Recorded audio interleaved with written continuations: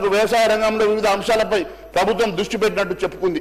రైతుల రుణమాఫీ చేసినట్టుగా మరి కలలు కంటా ఉన్నారు తప్ప కేవలం ఇప్పటి వరకు ఇంకా 40% మందికి ఇప్పటి వరకు అది పూర్తిగా రుణమాఫీ జరగలేదన్న సంగతి వారికి తెలుసు అధ్యక్ష. ఎందుకంటే వారి వ్యవసాయ శాఖ మంత్రి గారు ప్రకటన చేశారు అధ్యక్ష, ఇంకా 10,000 కోట్లు అవసరం పడుతుందని చెప్పేసి. మొదటిసారి మరి ఆ రోజు ఎస్ఎల్బిసి మీటింగ్లో మరి ఆ రోజు వాళ్ళు చెప్పింది 49,500 కోట్లు కావాలని. దాని తర్వాత లేదు 42,000 కోట్లు సరిపోతుందని స్వయం ముఖ్యమంత్రి గారు చెప్పారు. దాన్ని 26 కోట్లు అన్నారు. ఇప్పుడు 20,000 కోట్లు ఇచ్చి చేదులుపుకొని 20,000 కోట్ల రూపాయలతో ఏ రకంగా మరి పూర్తిగా రుణమాఫీ జరిగిందో వారు చెప్పాలి అధ్యక్ష. మరి వెళ్దామంటే ఎక్కడికి వెళ్దామో చెప్పమనండి, వారు చెప్పిన చోటుకే వెళ్దాం. మరి అక్కడనే తెలుసుకుందాం, రైతులందరినీ పిలిచి అడుగుదాం ఎంతమంది రైతులకు రుణమాఫీ జరిగింది, ఇంకా ఎంతమందికి రుణమాఫీ జరగలేదో తెలుసుకుందాం అధ్యక్ష. కేవలం మాటల గారెడితోటి ఈ రోజు మీరు ప్రసంగంలో మీరు కేవలం చోటు చేసుకున్నటువంటి ప్రయత్నం చేస్తూ ఉన్నారు తప్ప ఎక్కడ కూడా మీరు ఇచ్చినటువంటి హామీలు నెరవేర్చలేదు అధ్యక్ష. ఇచ్చిన రుణమాఫీ అంశంలో కూడా దేవుళ్ళ మీద ఒట్లు పెట్టి ఒకవైపు దేవుళ్ళను మోసం చేసి ప్రజల మీద అందరినీ మోసం చేసి రైతుల్ని మోసం చేసి ఈ రోజు మీరు చెప్పినట్టుగా ఎక్కడ కూడా రుణమాఫీ జరగకపోవడం చాలా బాధాకరంగా ఉంది అధ్యక్ష. అంతేకాదు అధ్యక్ష, ఈరోజు మరి దాదాపు ప్రభుత్వం 4 విడతల్లో 25,30,000 మంది రైతులకు 20,616 కోట్లు మాత్రమే రుణమాఫీ చేసింది అధ్యక్ష.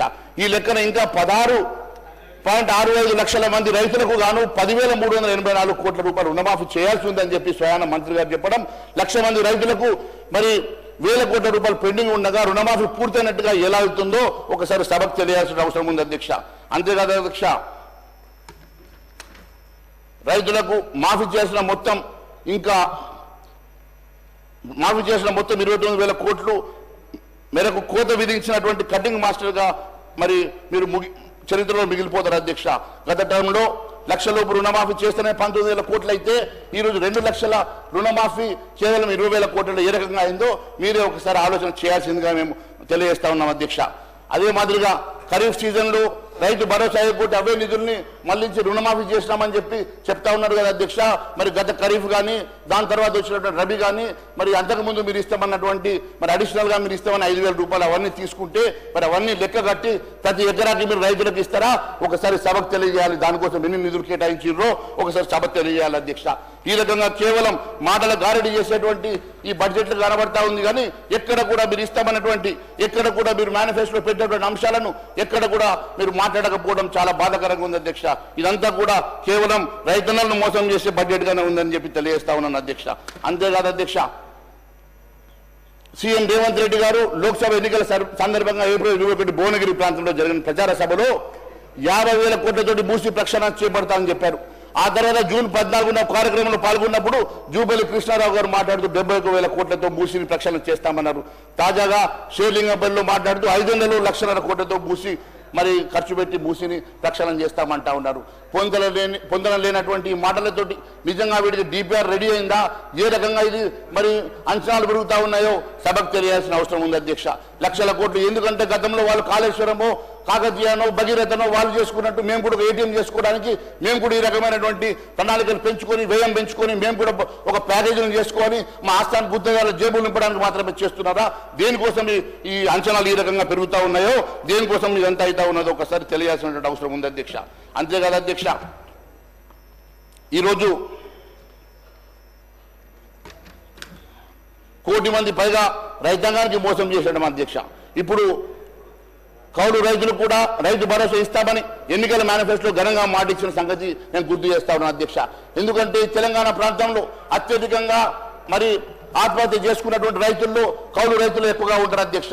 ఎందుకంటే వారికి భూమి ఉండదు, వారు కౌలు రైతులు మరి యజమాని దగ్గర తీసుకున్నటువంటి కౌలు రైతులు వ్యవసాయం చేసుకుంటే పంట నష్టం జరిగినప్పుడు వారు పూర్తిగా దివాలా తీసినట్టుగా వారందరూ కూడా ఆత్మహత్యలు చేసుకుంటే అత్యధికంగా ఈ రాష్ట్రంలో ఆత్మహత్య చేసుకునేటువంటి రైతులు కౌలు రైతులే కాబట్టి వారిని ఆదుకుంటామని గొప్పలు చెప్పినటువంటి ఈ ప్రభుత్వం ఇప్పటి వరకు ఆ ఔషధం లేదు అధ్యక్ష. గతంలో మరి మన వ్యవసాయ శాఖ మంత్రి గారు ఢిల్లీ నుంచి వారు వెళ్ళి యజమానితో మాట్లాడుకోవాలని చెప్తారు అధ్యక్ష. మరి ఏ రకంగా యజమానితో మాట్లాడుకుంటారు అధ్యక్ష? యజమానులు వెళ్ళి మరి కౌలు రైతు వెళ్ళి యజమానికి వెళ్ళి మీకు వచ్చిన రైతు భరోసా మాకు ఇవ్వమంటే ఇస్తారా అధ్యక్ష? దేనికోసం ఈ లింక్ పెట్టారో తెలియజేయాల్సిన అవసరం ఉంది అధ్యక్ష.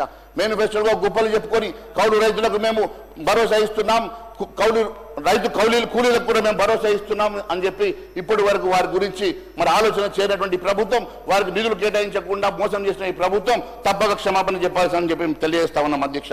ఎందుకంటే 15 లక్షల మంది కౌలు రైతులు మీరు దగా చేస్తున్నట్టుగానే కనబడతా ఉంది అధ్యక్ష. అంతేకాదు అధ్యక్ష, రైతు డిక్లరేషన్ లో మీరు ఇచ్చినటువంటి మాట తప్పడం, ఆ రోజు మీ స్వయంగా మీ రాహుల్ గాంధీ గారు వచ్చి మాట ఇవ్వడంతో మరి రాహుల్ గాంధీ గారు కూడా మాట తప్పినట్టుగా మేము భావిస్తాం అధ్యక్ష. 10 పంటలకు బోనస్ హామీ మరి ఉట్టి మాటేనా అని చెప్పి మేము అడుగుతా ఉన్నాం అధ్యక్ష. 10 పంటలకు బోనస్ ఇస్తామని చెప్పి కేవలం ఈరోజు వరి సన్నాలకు మాత్రమే బోనస్ ఇస్తామని చెప్పడం, మరి గతంలో మీరు ఇచ్చినటువంటి దొడ్డు బియ్యానికి కానీ, గతంలో మీరు చెప్పినటువంటి మరి జొన్నలకు కానీ, మక్కలకు కానీ, మరి మీరు ఇస్తున్నటువంటి పత్తికి కానీ, మీరు ఇచ్చినటువంటి అనేకమైనటువంటి కందులకు కానీ, మీరు ఇచ్చినటువంటి అనేకమైనటువంటి 10 పంటలకు మీరు బోనస్ అని చెప్పి వాటి కోసం ఈరోజు నిధులు కేటాయించకపోవడం ఇది చాలా బాధాకరం అధ్యక్ష. మీరు నిధులు కేటాయించడంలో మీరు చిన్న చూపు చూడడం కాక రైతుల్ని పూర్తిగా మోసం చేయడం కాదని చెప్పి మేము అడుగుతా ఉన్నాం అధ్యక్ష. రైతుల్ని అంతేకాదు అధ్యక్ష, ఈరోజు భూభారతి చట్టం గైడ్ లైన్స్ ఎప్పటి వరకు పూర్తి చేస్తారో చెప్పరు అధ్యక్ష. ఎందుకంటే గతంలో మేము భూభారతి మీద మాట్లాడినప్పుడు మరి స్వయంగా మంత్రి శ్రీనివాస్ రెడ్డి గారు లేచి దీనికి మరి ఆ రోజు ఫోరెన్సిక్ ఆడిట్ చేస్తామని చెప్పారు అధ్యక్ష. ఇప్పటి వరకు ఆ అంశం మీద ఎక్కడ కూడా మాట్లాడలేదు అధ్యక్ష. ఎందుకంటే అధ్యక్ష, బడ్జెట్ ప్రసంగం పారా 42, 43లో భూభారతి గురించి ప్రస్తావించారు అధ్యక్ష. చరిత్రాత్మకంగా సంస్కరణలు చెప్పుకున్నారు అధ్యక్ష. మరి అసెంబ్లీలో భూభారతి బిల్లు ఆమోదం పొంది 3 నెలలు అవుతుంది కదా అధ్యక్ష. భూభారతి చట్టాన్ని గవర్నర్ ఆమోదం కూడా తెలిపారు కదా అధ్యక్ష. మరి ఇప్పుడు భూభారతి మార్గదర్శకాలను రాష్ట్ర ప్రభుత్వం ఎందుకని విడుదల చేయడం లేదు? ధరణి పోర్టల్లో జరిగిన అవకతవకలు నిగ్గు తేల్చేందుకు ఫోరెన్సిక్ ఆడిట్ నిర్వహిస్తామని చెప్పి హామీ ఇచ్చి ఎందుకోసం అది మరి దాని గురించి బట్టబయలు చేయడం లేదు అధ్యక్ష. ఎందుకంటే అధ్యక్ష, 22A భూముల గుట్టు ఎప్పుడు బయట పెడతారు? ఎందుకంటే స్వయంగా మంత్రి గారే చెప్పారు, రెవెన్యూ మంత్రి పొంగులేటి శ్రీనివాస్ రెడ్డి గారే చెప్పారు. గత డిసెంబర్ జరిగినటువంటి అసెంబ్లీ సెషన్స్ లో ఉప ముఖ్యమంత్రి బట్టి విక్రమార్క గారు మరియు రెవెన్యూ మంత్రి పొంగులేటి శ్రీనివాస్ రెడ్డి గారు మాట్లాడుతూ సుమారు 25,000 ఎకరాలు చేతులు మారాయి. 2014కి ముందు 22A కింద ఉన్న భూముల్ని 2014 నుంచి 23 వరకు మధ్యలో జాబితా నుంచి తొలగించిన భూముల లెక్కలు కూడా తీస్తున్నాం. మరి ఖచ్చితంగా ఫోరెన్సిక్ ఆడిట్ చేపడితే భూ లావాదేవీలు వెనుక ఉన్నటువంటి గుట్టు బయటపడుతుందని చెప్పేసి మరి చెప్పినటువంటి శ్రీనివాస్ రెడ్డి గారు దాని మీద గమ్మున ఎందుకు కూర్చున్నారో సభకు తెలియాల్సిన అవసరం ఉంది అధ్యక్ష. 2.5 లక్షల కోట్ల విలువైన 2.5 లక్షల కోట్ల విలువైన 25,000 ఎకరాల అసైన్డ్ భూములు అన్యాక్రాంతమైనట్టుగా సిట్ విచారణ మరి దాని గురించి ఎందుకు మాట్లాడతలేరు అధ్యక్ష? మరి ఆ చట్టసభలో ఆ రోజు స్వయంగా మంత్రి పొంగులేటి శ్రీనివాస్ రెడ్డి గారు ఉప ముఖ్యమంత్రి బట్టి విక్రమార్క గారు చెప్పిన అంశాలను మాట్లాడుతున్నాం అధ్యక్ష. నేను డివేట్ అవ్వడం లేదు. 22Aలో మీరు చెప్పినటువంటి 25,000 ఎకరాల భూమి అన్యాక్రాంతమైనటువంటి వరకు వ్యవసాయ రంగంలో వివిధ అంశాలపై ప్రభుత్వం దృష్టి పెట్టినట్టు చెప్పుకుంది.